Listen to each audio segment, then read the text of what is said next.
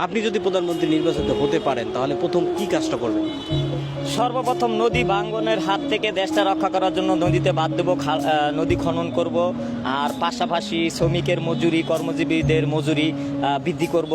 আর শিক্ষিত সমাজ গড়ে তোলার জন্য এই যে আমরা বিএ পাস, একটা ন্যূনতম পাস, উচ্চতর ডিগ্রি বাংলাদেশেই সবার জন্য শিক্ষা, সবার জন্য খাদ্য, সবার জন্য বস্ত্র, সবার জন্য বাসস্থান, সবার জন্য চিকিৎসা। আজকে দেখেন চিকিৎসা কিন্তু দিতে চায় ডাক্তাররা কিন্তু লোক ভালো। তো আমাদের যেই ডোনেশনটা যেটা দরকার, আমরা উন্নত প্রযুক্তি আছে কিন্তু এগুলো ব্যবহার করার জন্য যেই আমাদের অর্থনৈতিক ক্রাইসিসটা দূর করব, মেশিন পাতি আনা হবে, থানা মেডিকেলগুলোকে 20 তালা 30 তালা করবো, সিট সংকলন করার জন্য জেলা মেডিকেলগুলোকে বড় করব। বিশেষ করে শিক্ষা, খেলাধুলায় মাঠ থাকবে, খেলার মাঠ থাকবে, পুকুরে মাছ থাকবে, কৃষি বিপ্লব হবে।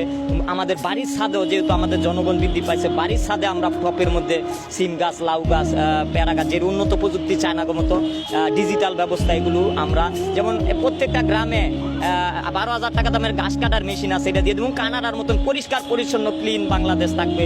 কৃষি, আপনি কানাডার মতো ক্লিন বাংলাদেশ করতে চান? হ্যাঁ, তবে বাংলাদেশ বাংলাদেশি, আমরা স্বাধীন দেশ, বাংলাদেশ একটা গর্ব আমাদের। আমরা কানাডা হইতে চাই না, কানাডার চেয়ে উন্নত হইতে চাই, আমরা স্বাধীন বাংলাদেশ হিসেবে।